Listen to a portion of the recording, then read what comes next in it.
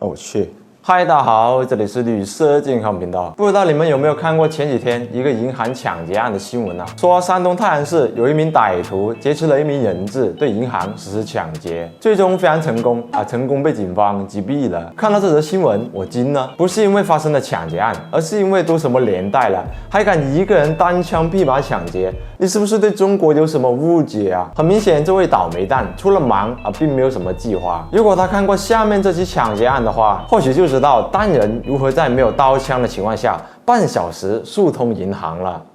时间回到1948年1月26日，日本帝国银行东京追名町分行，当天下午3点，银行刚关门，员工们在进行最后的清点票据和整理单子的工作。此时，银行内有14名员工，还有1名员工的妻子和女儿也逗留在这里，总共16人。3点05分左右，一个中年男子突然从侧门溜了进来，男子手臂上戴着东京都防疫班的袖章。该男子进来就问：“你们的店长在哪里？”店长因为肚子疼提前离开了。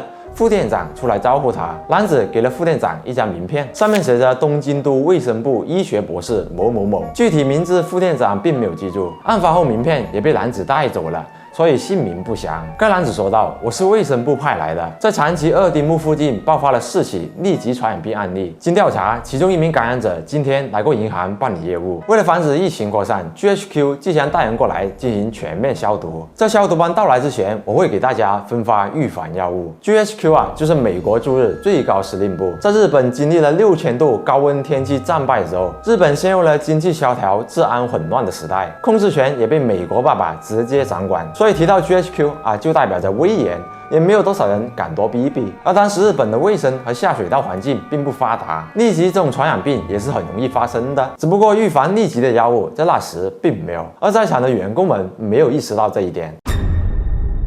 男子说完之后，从包里掏出了2个药瓶和1支滴管，并让员工准备了17杯茶水，并把他们叫了过来。随后，男子向所有人展示如何服用预防药。他说我这里有2份药，你们需要先服用第1份。它是 GHQ 研发的特效药物，效果很强烈，可能会损伤牙釉质。你们服用的时候抬起舌头，不要接触牙齿，倒进喉咙里一饮而尽。1分钟之后，我们再服用第2份药，它可以减轻第1份药的副作用。说完，男子将药剂滴入茶杯，分发给每个人，也包括他自己。随后按照之前的操作一口闷，其他人见状也照做了。据当时的员工回忆，药物有一股浓烈的威士忌味，他们喝完后喉咙和胸口都有一股火辣疼痛的感觉，就像不能喝酒的人喝了烈酒一样。强忍着痛苦1分钟后，他们喝下了第2份药，然而疼痛的感觉并没有消失。副店长要求去厕所漱口以消除气味，而男子同意了。从厕所出来后不久，副店长就头晕目眩，失去意识倒地不起，其他员工也陆续倒地痛苦挣扎，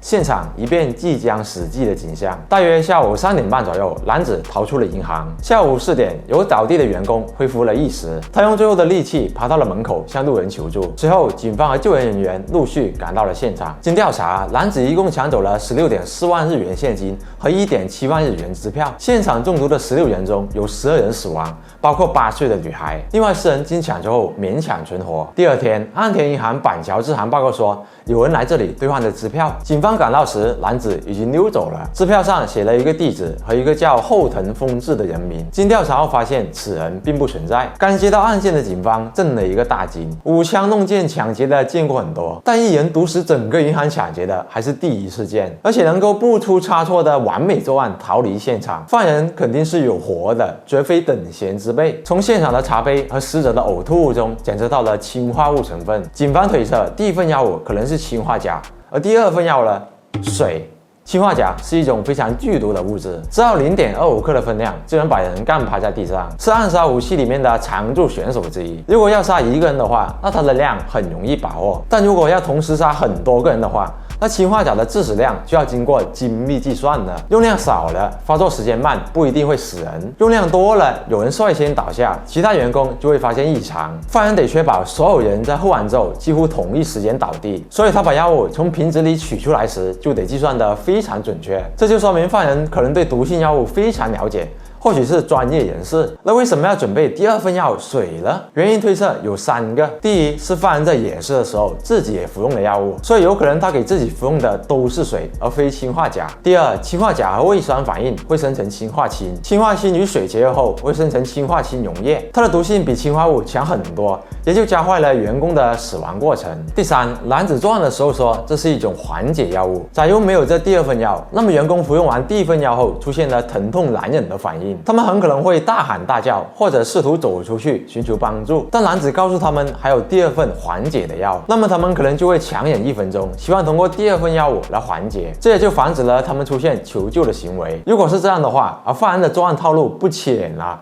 都是精心策划过的。不过警方调查后发现，在案发前还有另外2起套路类似的事件。第一起发生在1947年10月14日，同样是下午3点，一名男子来到了安田银行任员支行，给了店长一张名片，同样是卫生部医学博士，名字叫松井卫。作案套路跟之前的类似，同样是说附近出现了疫情巴拉巴拉之类的。只不过这里的店长并没有无脑信任男子说的话，而是派了员工去警察局询问情况。警察局派了警员到实地进行考察，结果没发现什么疫情。警员返回了银行，向店长报告了情况。不过男子不死心，说消毒班就要来了，叫他们别耽误公事。无奈之下，银行的所有员工都听从命令服用了药物。不过这次并没有出现任何异常，无人中毒。随后男子就离开了。经调查发现，名片上的松井卫这个人确实存在，是卫生部的医生。然后第2起案件发生在1948年1月19日下午同样时间，一个男子来到了三菱银行，同样的话术和套路，只是名片上的人不同了，变成了3口2郎。男子说有一个叫大谷的人来过这里存钱，员工查阅后发现确实有个叫大谷的人来过这里，但他的住址跟男子描述的不符。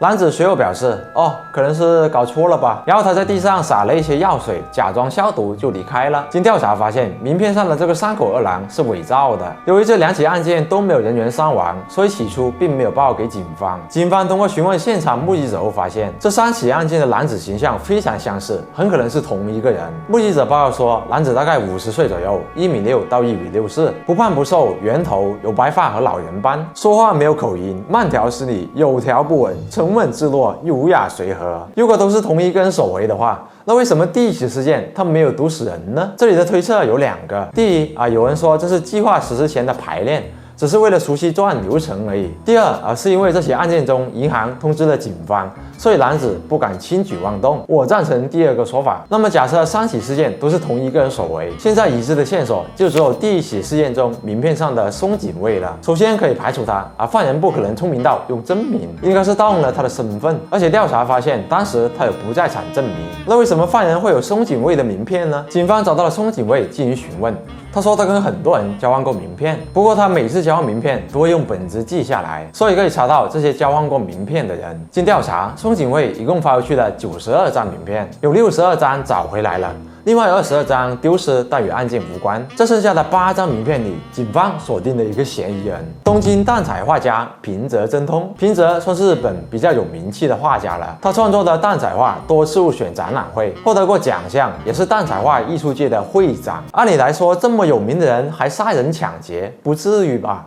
为什么是他呢？因为警方发现事发后他的账户里突然多出了14万日元，而且是用假名存的钱。警方问他钱是从哪里得来的，他不敢回答。平泽虽然声称跟松井卫交换了名片，但他却拿不出名片，说是夹在钱包里被偷了。该说法得到了车站警员的证实，他当时报了警。案发时间段，平泽身处东京，可是案发后他却匆忙地回到了家乡北海道，具有逃离现场的嫌疑。警方还调查了平泽的背景，发现他曾经有4起诈骗银行的前科。经过部分目击者辩，他们都说平泽跟犯人讲的很相似。通过犯人兑换支票留下的笔记和平泽的笔记对比后发现，8位专家中有7位表示两者的笔记很相似。最重要的是，警方还说在平泽家中发现了氰化钾，调查发现是平泽的亲戚从满洲带回来的。不过在当时，氰化钾是一种很容易买到的廉价药物。在战败后的饥荒年代，一些平民服用氰化物自杀的现象象很普遍，因此不能认定这就是物证。但即便这样，有这么多的嫌疑，你说无辜，狗都不信呢。于是警方把平泽逮捕了。被捕后，平泽一开始极力否认罪行，但奇怪的是，1个月后他却认罪了。接着在法庭审判前，他又推翻了自己的口供，就左右横跳而摇摆不定，说这一切都是警方酷刑逼供的，他没有做过这件事。在看守所里，他还3次试图自杀，并用鲜血在墙上写了无辜2字。最后经过多方的上诉驳回的兑现之后，1955年4月6日，日本最高法院还是判处了平泽死刑。所以犯人真的是他吗？有这么多的疑点，确实难免让人怀疑。案件经过曝光后，在民间引起了广泛讨论，但人们却发现了非常多难以理解的地方。首先，犯人抢走了18万日元，可在案发现场，员工的桌子上还放着41万日元，保险柜里也有35万日元，这些都没有拿走。如果他要钱的话，为什么不把这些现金也拿走了？反而拿了需要兑换的支票，犯人的目的真的是抢劫吗？平泽是画家，对毒药是不了解的，能如此精确的把控药量，他能做到吗？当然，有说法认为犯人不一定是专业人士，作案成功只是巧合而已。如果是专业的，为什么还会出现幸存者呢？为什么不把自己的样貌掩盖起来呢？另外，最初采访的11个目击证人表述也不一致，有5人说平泽的外貌跟犯人相似，而另外6人却说不同。还有松井卫跟平泽交换名片时，在背面写了住址，但第一起案件中发现的名片背面却是空白的，可以说除了口供，没有任何确切的证据能证明平泽参与了案件。警方的调查结果是否合理呢？根据记录显示，警方最开始调查的方向其实并不是平泽，而是军队内部的专业人员。他们对名片上的松井卫这个医学博士做了调查，发现他在2战期间曾就职于南方军防疫给水部，而该部队的一些成员跟那个臭名昭著的部队有关，731部队。731部队在战争期间进行过氰化物实验，因此警方最初推测犯人可能是前731部队的成员。那731部队所用的毒药是谁研发的呢？日本陆军第9化学武器研究所。该研究所合成过一种药物丙酮辛醇，其中的一名研究员表示，地营事件中所用的药物不是氰化钾，而是军方研制的丙酮辛醇。人体服用该药物2到3分钟就会中毒，30分钟内死亡，比氰化钾的起效速度慢，跟现场吻合。随后，调查组对原731部队的成员进行了调查，可是就在他们要揭开凶手的真面目时，调查却戛然而止了。为什么呢？负责案件的搜查组根据目击者描述、在场证明等等，锁定了原731部队的一名军医周访三郎。他的身高、五官和外貌特征跟目击者描述的非常像。正当调查组打算逮捕他进一步审问时，却遭到了 GHQ 的阻拦。他们命令日本警方停止对原部队成员的调查。面对美国爸爸的威严，日本当局只能点头哈腰，然后就没有然后了，调查就不了了之了。那为什么 GHQ 要阻拦呢？因为日本战败后，731部队被美军秘密接管，他们手中掌握着用活人鲜血换来的难以获得的人体实验数据，这些数据对于美国的病毒细菌研究而言是非常珍贵的，所以他们对731部队的成员进行了庇护，不希望因为这起案件导致秘密被公之于众。而后来 GHQ 的秘密文件被公开，也证实了这一猜测。日本读卖新闻在1985年写道，凶手作案手法与军事秘密研究所的毒药处理说明书相吻合，案发时使用的工具与实验室使用的相符。1948年3月 GHQ 要求停止对731部队的调查。鉴于作案后凶手并没有把钱全部拿走，因此有人认为这是731部队的成员进行的毒药实验。当然，到底是不是这个叫周访三郎的人呢？我们无从得知。凶手跟松井卫是否认识？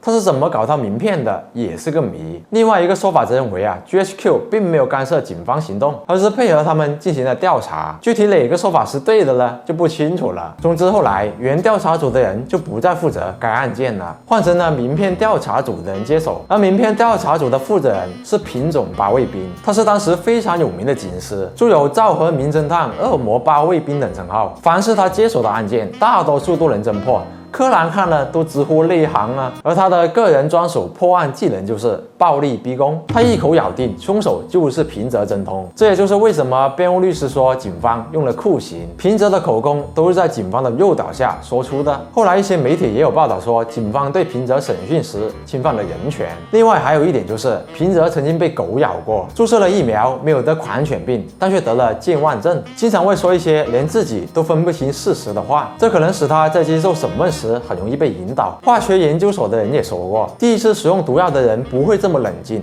凶手不像平泽这样的外行人。还有一点，在法庭上，平泽提供过自己的不在场证明。事发当天下午1点，他去拜访了女婿，交谈了30分钟左右。在场的女店员也看到了，大约2点的时候，平泽离开回家。然后在案发后的4点左右，平泽回到了家，并见到了3女儿和他的外国男友。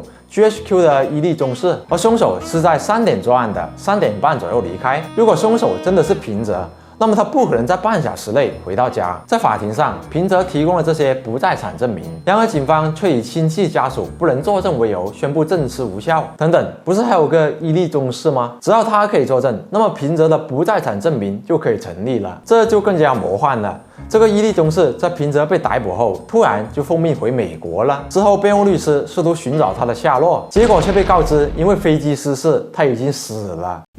啊！你在演我是吧？也太他妈巧了吧！不知道是真巧还是被迫巧合，反正证人无了。那么关于平泽那笔突如其来的钱款是怎么得的呢？1963年，一个商人出来作证，说他当时以15万日元的价格购买了平泽的画，但法庭却判定商人做了伪证。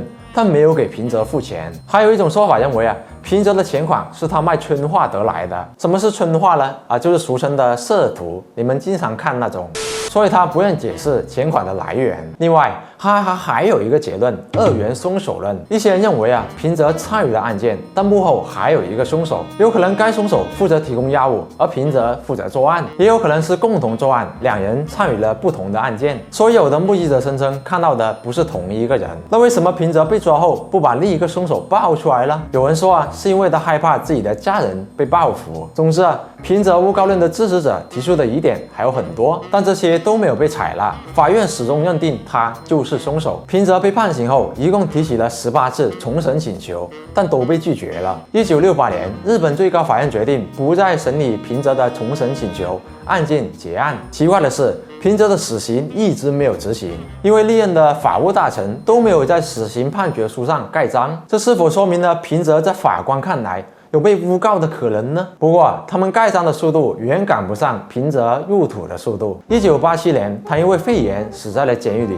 终年95岁。他在狱中吃了39年牢饭，到死为止，他一直都宣称自己是无辜的。而他也成为了当时世界上被判处死刑后存活时间最长的犯人。怎么感觉这像是法庭没有把握所以特意让他活久一点？或许，可能 maybe 吧。凶手到底是不是他呢？这个争论一直持续至今。